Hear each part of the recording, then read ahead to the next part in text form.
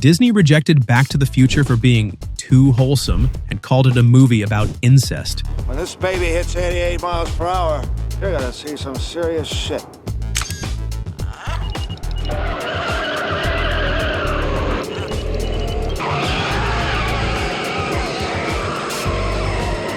You heard that right. The company behind fairy tales and singing princesses thought a story about a teenager accidentally traveling back in time What's this? What's this?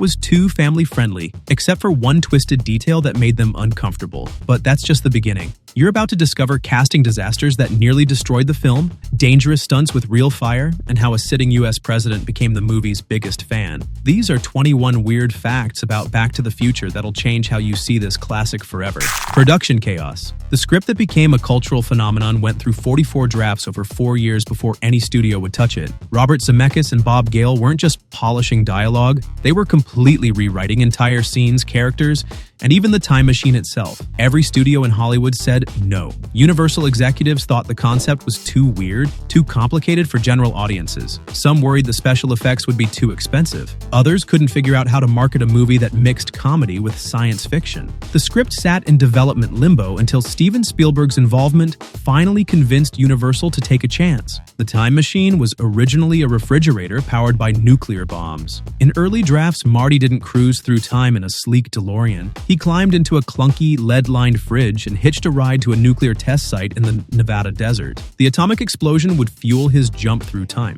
Imagine Marty lugging a refrigerator around town while being chased by Libyan terrorists. Steven Spielberg killed the fridge idea, not just because it slowed the movie down, but because he feared kids might start climbing into refrigerators and locking themselves in. Coca-Cola was seriously considered as the time travel fuel source in early drafts. Before plutonium, before lightning, the writers experimented with the idea that Coca-Cola's secret formula could power time travel. In one version, the time machine was housed in a photo booth. In another, it required specific brands of soda to function. The Coca-Cola concept would have turned the film into a massive product placement opportunity, but thankfully the writers realized it made no scientific sense, even for a fantasy. The DeLorean's iconic gull-wing doors constantly jammed during filming, trapping actors inside. Those upward swinging doors looked futuristic, but they were a nightmare on set. The car's low profile meant it sat close to the ground, so whenever they filmed on uneven pavement or inside sound stages, the doors would stick shut. There are behind-the-scenes photos of crew members yanking the doors open with crowbars between takes. Sometimes they had to remove part of the roof just to let someone out.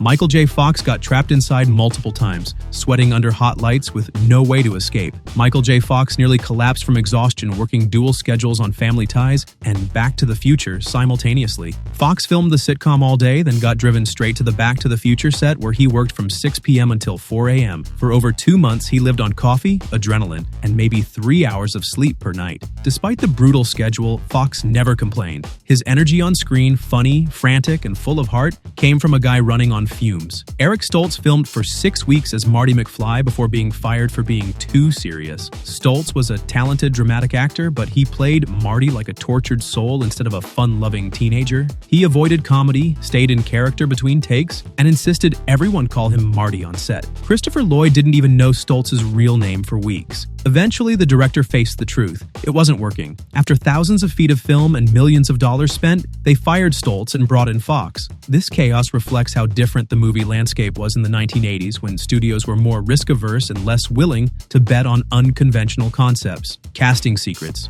John Lithgow was the first choice for Doc Brown, but he turned it down. The acclaimed actor, known for his versatility in both comedy and drama, was Robert Zemeckis' top pick to play the wild-haired scientist. Lithgow had the perfect combination of theatrical presence and comedic timing that the role demanded. But when the script landed on his desk, he was already committed to other projects and couldn't make the scheduling work. Imagine how different Doc Brown would have been with Lithgow's more grounded, less manic energy. The role that made Christopher Lloyd a household name almost went to someone else entirely. Jeff Goldblum almost played Doc Brown as a younger, contemporary scientist. After Lithgow passed, the filmmakers seriously considered casting Goldblum, who was much younger than the eventual choice. This would have completely changed the character's dynamic with Marty.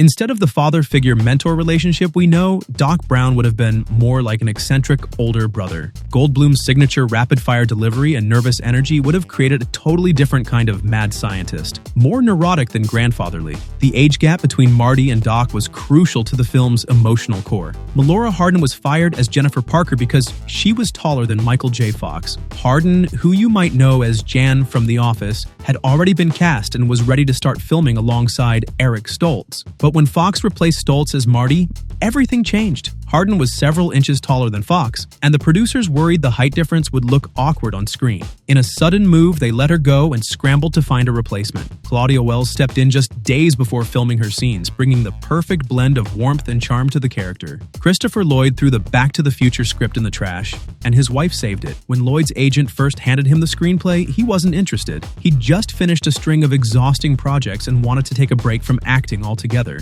So what did he do? He tossed the script aside without giving it a proper read. The only reason he reconsidered is because his wife pulled it out of the garbage and convinced him to actually read it. Once he did, everything changed. Lloyd saw the potential in Doc Brown, the wild genius, the unpredictable energy, the chance to go completely over the top without holding back. Crispin Glover's method acting became so extreme that he only answered to George on set. His commitment to playing George McFly crossed into bizarre territory. Between takes, if you called him Crispin, he might not respond. He'd only react if you said George. Glover argued with directors over tiny details, how George would sit, how he would laugh, whether he would even shake Marty's hand at the end. He believed George would be too emotionally damaged from his upbringing to suddenly become confident, even in an alternate timeline. For the infamous upside-down scene, Glover insisted on hanging upside down for real, rather than using special effects. His behavior became so disruptive that when Part 2 came around, he wasn't invited back. These casting changes shaped movie history in ways nobody expected.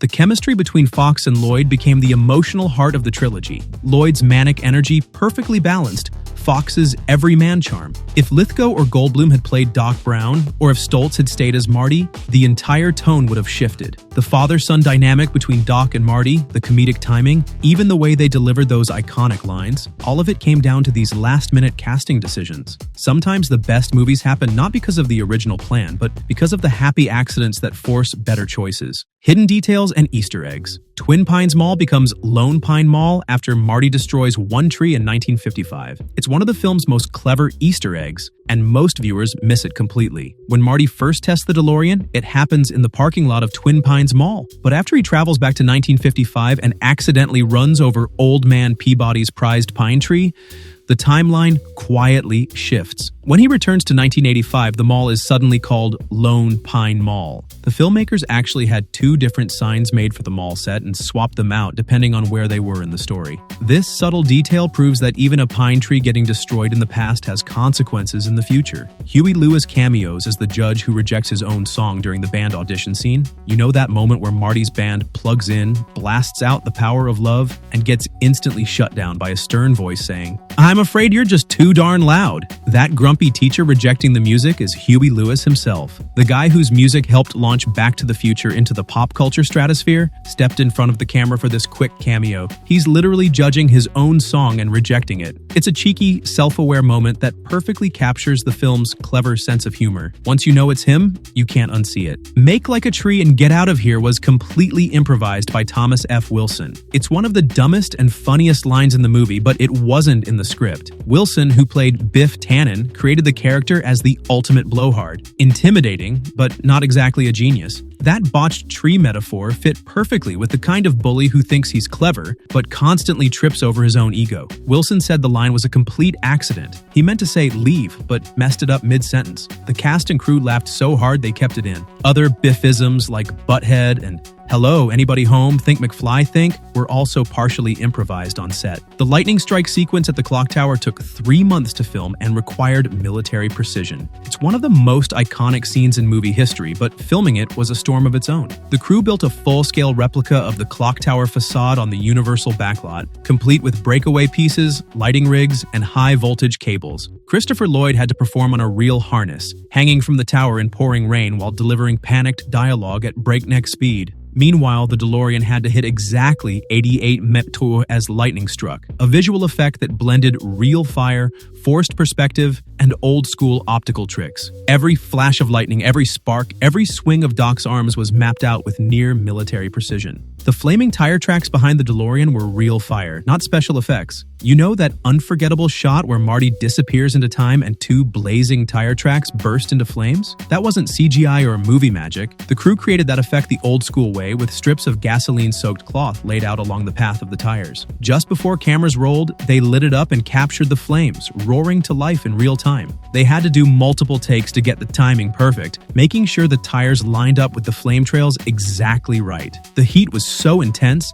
that actors had to stand outside the danger zone. One wrong move, and someone could have gotten seriously burned. This obsessive attention to detail separated Back to the Future from other 80s comedies. While most films of the era relied on broad jokes and simple setups, Zemeckis and his team layered in visual gags, foreshadowing, and Easter eggs that rewarded multiple viewings. Every corner of the movie was loaded with inside jokes and clever callbacks. The mall name change, the comic book titled Space Zombies from Pluto, a jab at that terrible rejected movie title. Even Mayor Goldie Wilson's journey from janitor to politician because Marty planted the idea. These weren't accidents. They were carefully crafted details that made the world feel lived in and real. Controversies. A deleted scene had Marty worried that time travel would make him gay, and it was cut for being offensive. In an early version of the script, after Marty returns from 1955, he expresses concern to Doc Brown that his actions in the past might screw him up permanently, including the possibility of becoming homosexual. The scene framed being gay as a negative outcome, something to be feared or avoided. Even by 1980s standards, the filmmakers recognized this was problematic. The line reflected outdated attitudes that homosexuality was something that could be caused by unusual circumstances. Test audiences were uncomfortable with the implication, and the scene was quickly cut from the final film. Today, it stands as a reminder of how far society has come in understanding and accepting LGBTQ+ individuals. The Libyan terrorist subplot almost got removed for being too politically charged. In the film, Doc Brown steals plutonium from Libyan radicals to power the time machine.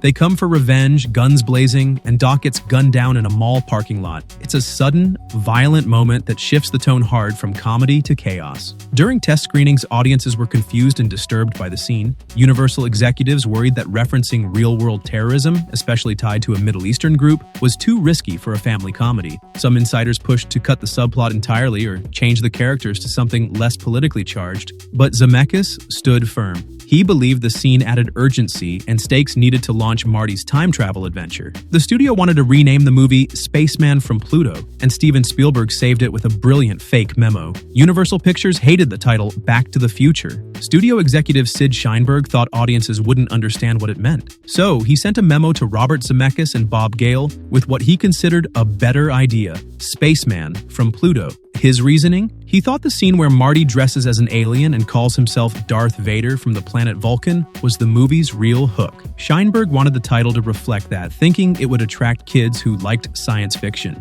The memo even suggested changing lines in the script to fit the new theme. Steven Spielberg saw this memo, rolled his eyes, and did something genius. He replied with a note saying, "Thanks for the joke, Sid." We all got a good laugh out of it. Sheinberg, not wanting to look like he didn't get his own joke, backed off immediately. The title was saved. Ronald Reagan loved the movie so much he quoted it in a State of the Union address and asked to rewind his scene. There's a moment in the film where Doc Brown refuses to believe Ronald Reagan could ever be president. "The actor?" he scoffs. "Then who's vice president, Jerry Lewis?" It was meant as a throwaway joke, but when the film screened at the White House, Reagan's reaction surprised everyone. Instead of being offended, he laughed harder than anyone in the room. He thought it was hilarious, and even asked the projectionist to rewind the scene so he could watch it again. But Reagan didn't stop there. In his 1986 State of the Union address, he quoted the movie directly, saying, "Where we're going, we don't need roads," while discussing America's future in space exploration. The crowd went wild. It wasn't just a nod to pop culture.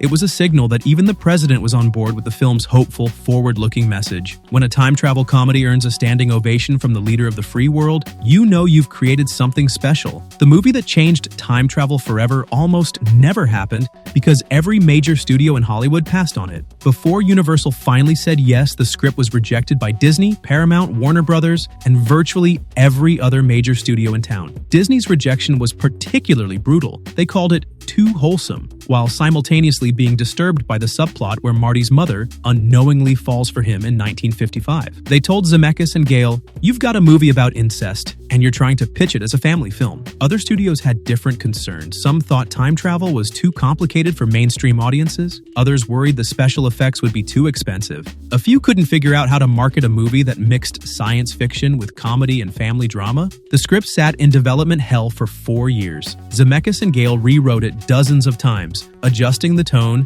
changing characters, even completely reimagining the time machine itself. They went from the nuclear-powered refrigerator to the Coca-Cola concept to finally settling on the plutonium-powered DeLorean. Each rejection forced them to refine their vision, but it also meant the movie almost never got made at all. What saved Back to the Future was Steven Spielberg's involvement as producer. His name carried enough weight to convince Universal to take a chance on the unconventional script. Even then, Universal wasn't completely sold, but Spielberg's track record with E.T. and Raiders of the Lost Ark gave them confidence that he knew how to make crowd-pleasing entertainment. Think about how close we came to losing this cultural touchstone. No Great Scott, no flux capacitor, no DeLorean racing through time, no iconic clock tower sequence, no trilogy that defined time travel movies for generations. The film that inspired countless other time travel stories, from Groundhog Day to Avengers Endgame, almost never existed because Hollywood couldn't see its potential. The irony is perfect. A movie about changing the past to save the future almost had no future at all. Every rejection, every rewrite, every casting change, every dangerous stunt with real fire, every studio executive who wanted to rename it Spaceman from Pluto, all of it nearly prevented Back to the Future from becoming the timeless classic that still captivates audiences nearly 4 decades later. Back to the Future survived everything Hollywood could throw at it: studio rejection, brutal recasting, dangerous stunts with real fire, and executives who wanted to rename it Spaceman from Pluto. The movie that almost featured a time-traveling refrigerator powered by Coca-Cola became a cultural phenomenon that defined time travel stories for generations. If you want more shocking secrets behind classic films, subscribe now. Hit that notification bell, because where we're going, we don't need roads. From Eric Stoltz's 6 weeks of serious acting to Michael J. Fox's exhausting duel schedule, from Christopher Lloyd's wife saving the script from the trash to Ronald Reagan quoting it in the State of the Union, every weird twist in this production story shaped the final film. The DeLorean doors that trapped actors, the flaming tire tracks that required multiple dangerous takes, even Crispin Glover's method acting madness, all of it contributed to creating something truly timeless. Subscribe now. Hit that notification bell, because where we're going, we don't need roads. From Eric Stoltz's 6 weeks of serious acting to Michael J. Fox's exhausting duel schedule, from Christopher Lloyd's wife saving the script from the trash to Ronald Reagan quoting it in the State of the Union, every weird twist in this production story shaped the final film. The DeLorean doors that trapped actors, the flaming tire tracks that required multiple dangerous takes, even Crispin Glover's method acting madness, all of it contributed to creating something truly timeless.